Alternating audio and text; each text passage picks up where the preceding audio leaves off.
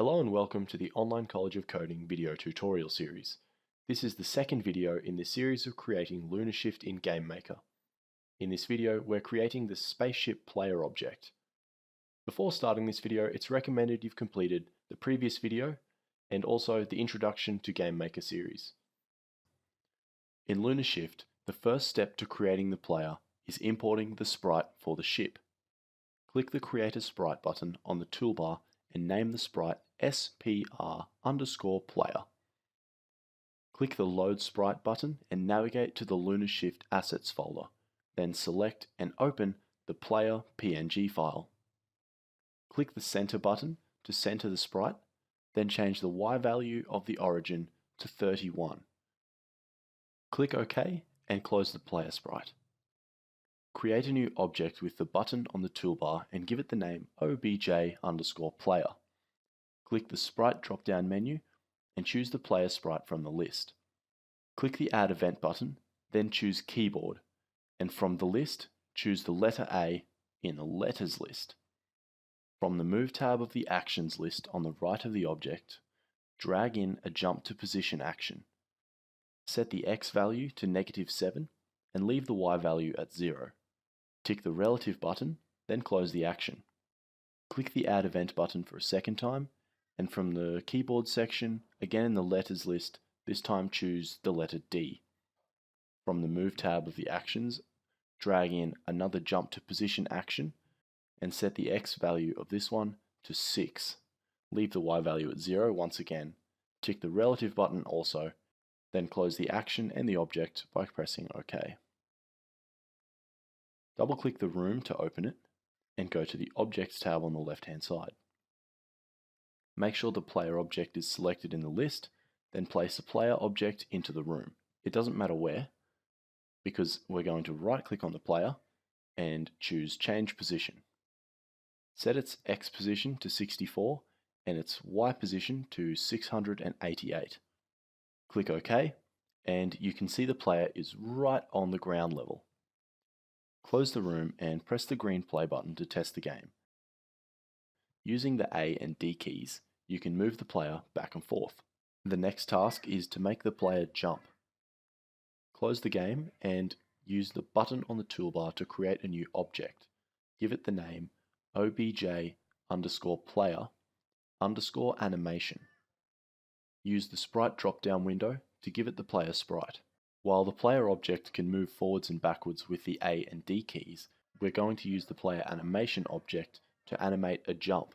Use the toolbar button to create a new path and give it the name PTH as an abbreviation for path _jump. Change the path background to our Room 0 background with this drop-down menu in the top right side of the window. Maximize the window so you can see the whole room. In the Path Editor window, you can place path nodes by clicking onto the grid. These nodes map out the path for an object to follow. The jump path needs to be an upside-down U shape, so we need to place nodes starting at the middle of the player, going up 6 blocks, then across 1 block, and back down again. Now click the 2 points on the right and drag them over on top of the points on the left. The entire path that we're left with moves straight up and down from the middle of the player. Each of the nodes that we placed is listed on the side here. We can click each of them to change their speed and position. The positions of all of our nodes are correct, so we just need to change the speeds. Set the speed of the first node to 600, the second node to 10, the third to 50, and the fourth to 600, just like the first. Click the green tick now to close the Path Properties window. Open the Player Animation object and click the Add Event button. Click Keyboard, then from the Letters list, choose the W key. Into the event, drag a Set Path block from the Move tab of the Actions.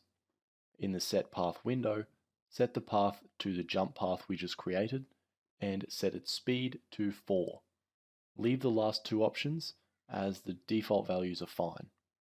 From the Control section of the Actions, click and drag a test variable action into the event and place it at the top of the list.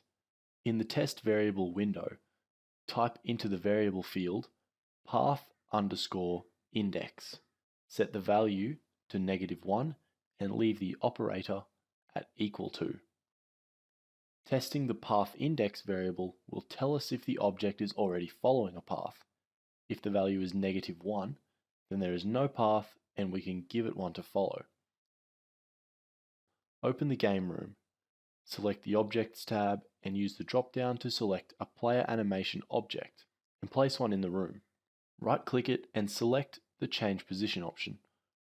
Set its position just like we did for the player to 64 on the x-axis and 688 on the y-axis. Click the green play button and you can see what we have so far.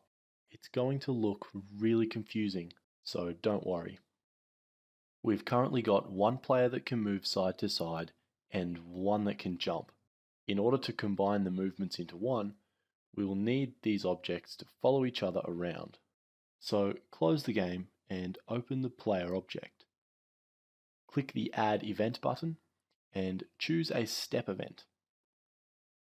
From the control section of the actions, drag in an execute code action. Into the code editor, we're going to type the following 2 lines of code.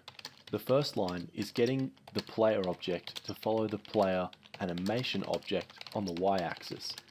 The second line of code is clamping the X position of the player to keep it from driving off the screen. The clamp function, it takes in a variable like an X position and it makes sure that it doesn't move outside 2 set values, which we've set as 0 and the far side of the room.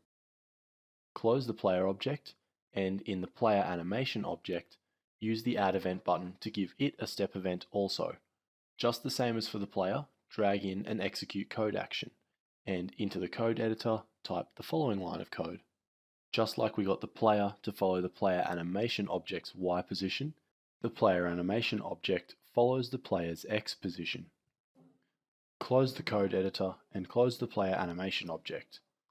Click the green play button to test the game and check out what we've combined our objects into.